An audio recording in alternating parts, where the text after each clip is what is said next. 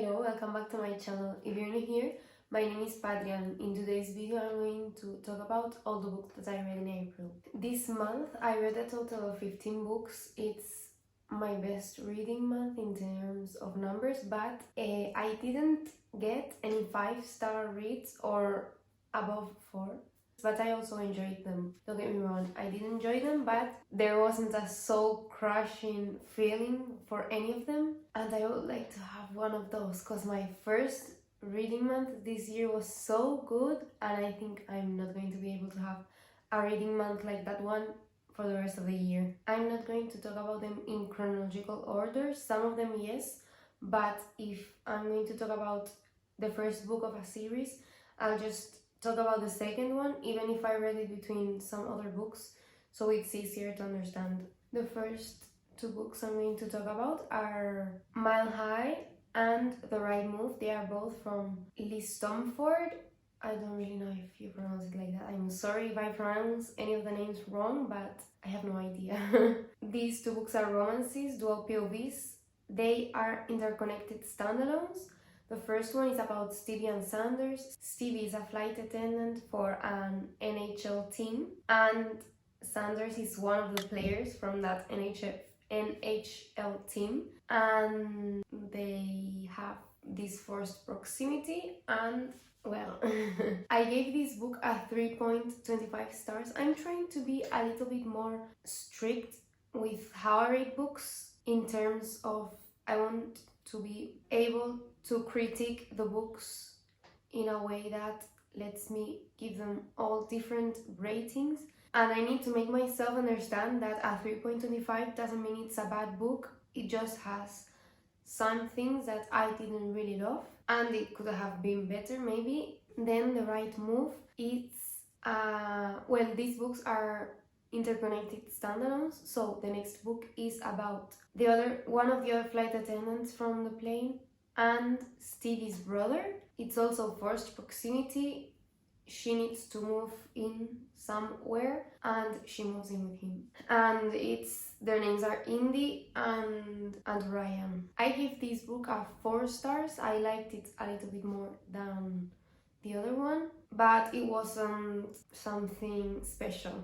Just a really nice romance. I don't think I would reread it or anything like that. Then I read a Mariana Zapata book. I love Mariana Zapata. I read Culti. This book is a romance, obviously. It's about Sal and Culti.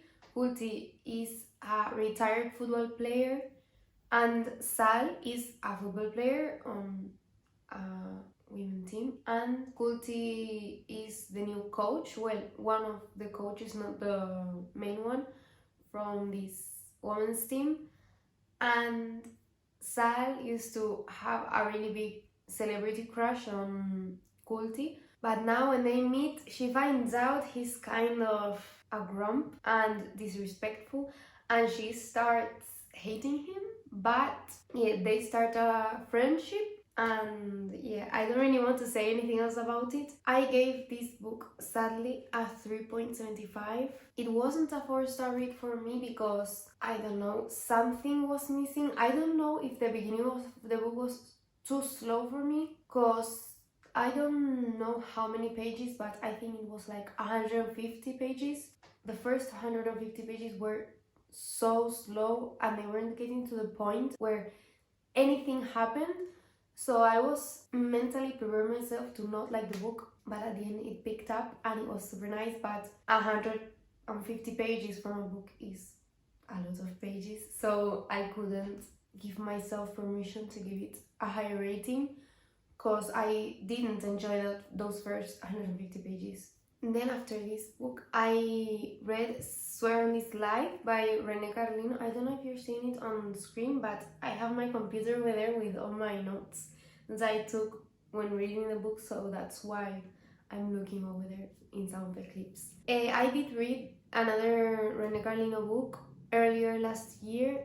It was Before We Were Strangers. I loved that book with all my heart. It was amazing, and I wanted to try this one. I don't know who I saw raving about it, but like usual, I pick books because the booktubers that I like read them and like them. So this book is also a romance book. It's about Ellie and Jace. Basically, Jace writes a book about his childhood with, well, not really his childhood. He writes a book about Ellie's childhood, and her roommate is raving about this book. You need to read it, you need to read it. She picks it up and she finds out that it's her life they're talking about, with the names changed and all that stuff, but she knows that the author of the book is her childhood neighbor and childhood friend, and she has mixed feelings about the book. Not about the book, about him. She wants to see him because he's going to sign some books near her area. She wants to see him and ask him why he did it. And I don't know, she takes too long to read the book. It's just, it infuriates me. But she finished it at the end. Oh my god, I loved this book. I'm sorry, I loved it. They didn't really have a nice childhood, so check trigger warnings if you are really sensitive to specific topics. I am not really sensitive, so I didn't really have problems with the topics that were talked about in this book, but I really recommend it. I gave it a 4 stars, the highest rating I gave this month. Then I read the Briar You series from Elle Kennedy, The Chase, The Risk, The Play and The Dare. The first one is The Chase. They're all interconnected standalones about college romances. The first book is about Summer and Fitz. It's forced proximity because Summer doesn't have anywhere to live, and she moves in with old teammate from his brother, and one of the old teammates is Fitz. I don't really want to explain anything else. I like having the minimal information about the book before going into it, so I gave it a 3.5 stars. Then The Risk is about Brenna and Jake. They are enemies. Why? Because Brenna is the daughter of the coach of the Briar hockey team, and Jake is, what was he? He's a hockey player from the Harvard team, I think. So obviously they are enemies, their teams are rivals, but they strike a friendship, we could say. I gave this book a 4 stars. It was my favorite from this series. Then we have The Play. It's about Demi and Hunter. They are forced to do a project together and they strike up a friendship. So it's friends to lovers. It's really cute.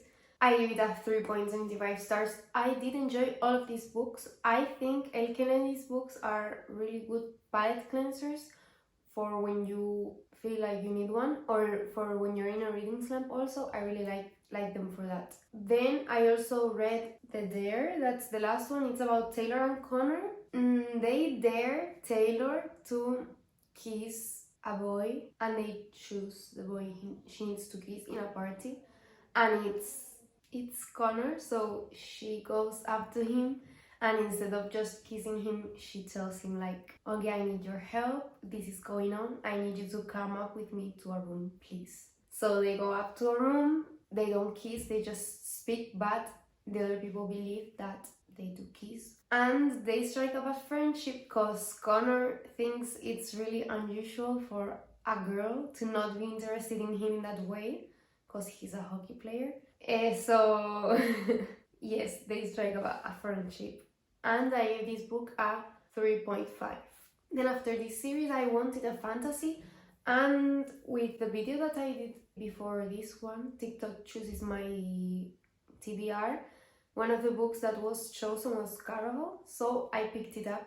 It's a really interesting book, I really liked it. This book is about Scarlett and her sister Tella. In this world there's magic, and there's someone called Legend that creates a performance/game once a year in different places, and Scarlett is obsessed with this game. She really wants to go, and she sends letters to Legend every year to see if he sends her like the tickets to go, but she never receives them, until one day she's just sure that she's never going to go. She's going to get married with someone that she doesn't even know in 1 week or 2, and she gets sent the tickets to Caraval. So she goes with Tella over there, but when they get there, Tella goes missing. Scarlett tries to find her, she goes into the game, And when she gets her first clue to win the game, the clue is that they need to find Tela.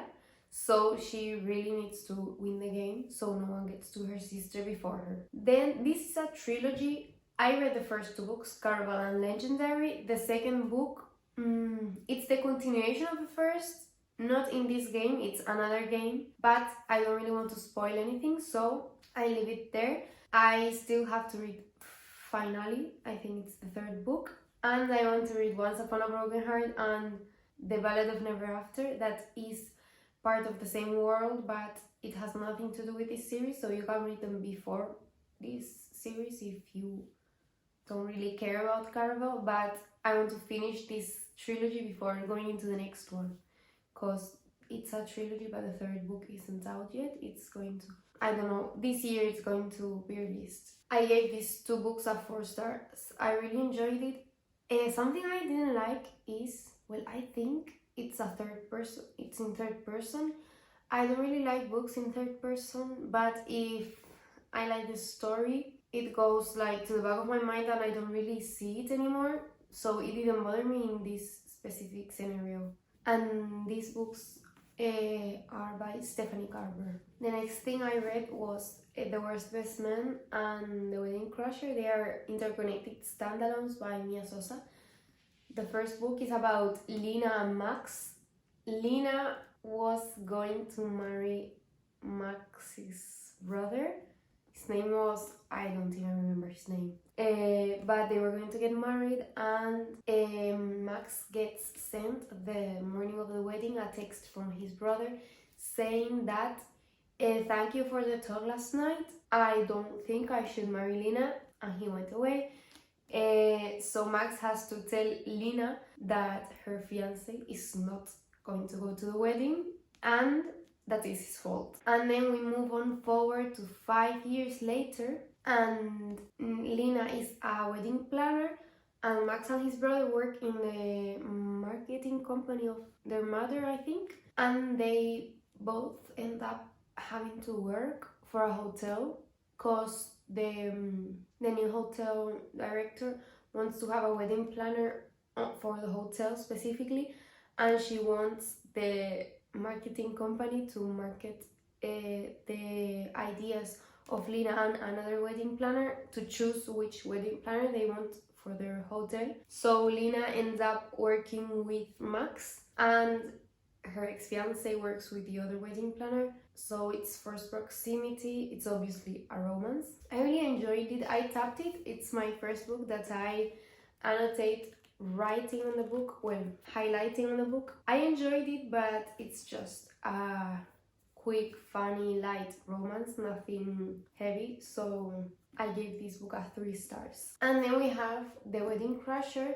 This book is about Dean, that is Max's best friend, and Solange, that is one of the cousins of Lena. And basically Max is going to marry, I don't even remember her name.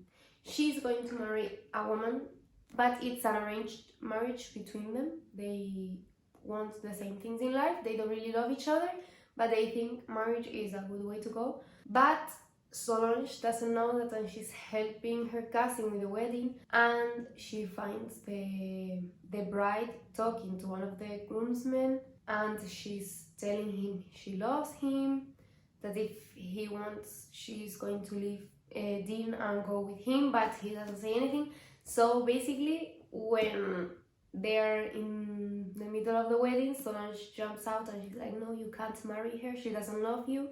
And well, basically Dean doesn't get married. But after the wedding, at his job, he's a lawyer, he has to fake a relationship so he can get to do a specific thing for work, that is to recruit a new lawyer or something like that. So she needs to show her the city and all that stuff. So he says he has a girlfriend and her name is Solange. So then he needs to ask Solange for help, and she says yes. So it's fake dating. I love this book also. I think I enjoyed this one better than The Worst Best Man, but I gave both of them 3 stars because it wasn't really different. And I also annotated this book. I'm trying. It's my first two really annotated books, not only tabbing, and I'm enjoying it.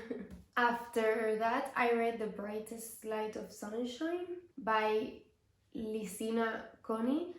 This book is about Grace, that is a ballet teacher and a college student, and Cal, that is a tattoo artist. They turn into acquaintances because she goes to the tattoo parlor he owns to get a tattoo, but at the end she doesn't get it, she goes away. But she's the cousin of one of Cal's friends, and then they meet up on a college party, which is weird because Cal is like 30 years old, but well, it's also an age gap between them. And Grace is the ballet teacher of Cal's little sister, so they keep meeting and they strike up a friendship basically. It's also a romance. You do get dual POV here, and you also get POV in these two books. I gave this book a 4 stars. I really enjoyed it. I did cry a lot, but I cry with every book, so not really something special to say about this one. And then I read my third physical book of this month, The Hardest Fall by Ella Mace. I read like 40 pages of this book, and I ordered her other 3 books.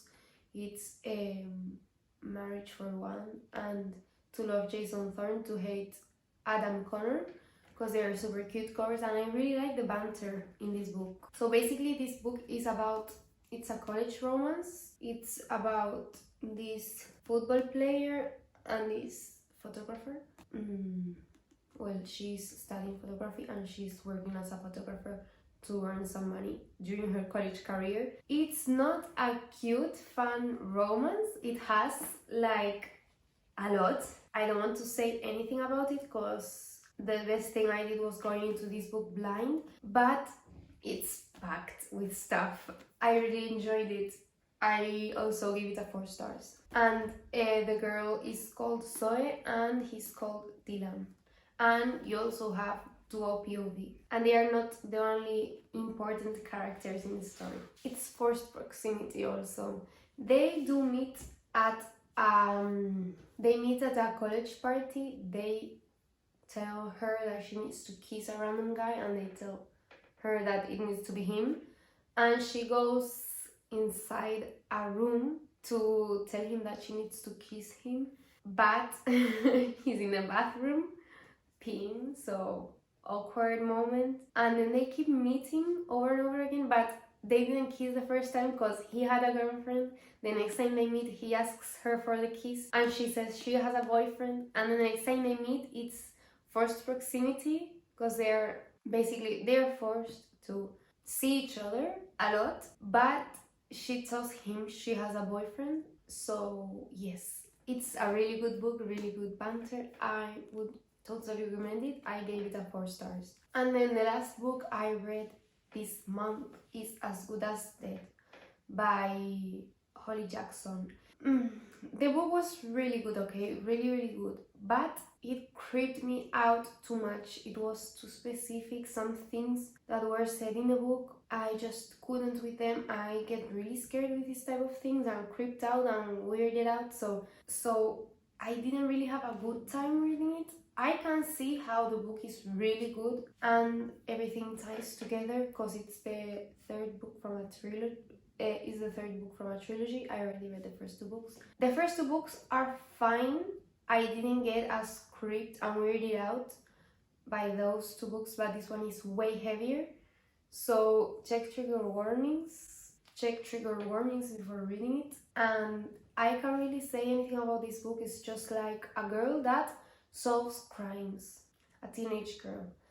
I can't really say anything about this book because you need to read the first 2 to get to this one. So basically the main character's name is Pip. She is a true crime lover and she tries to solve crimes.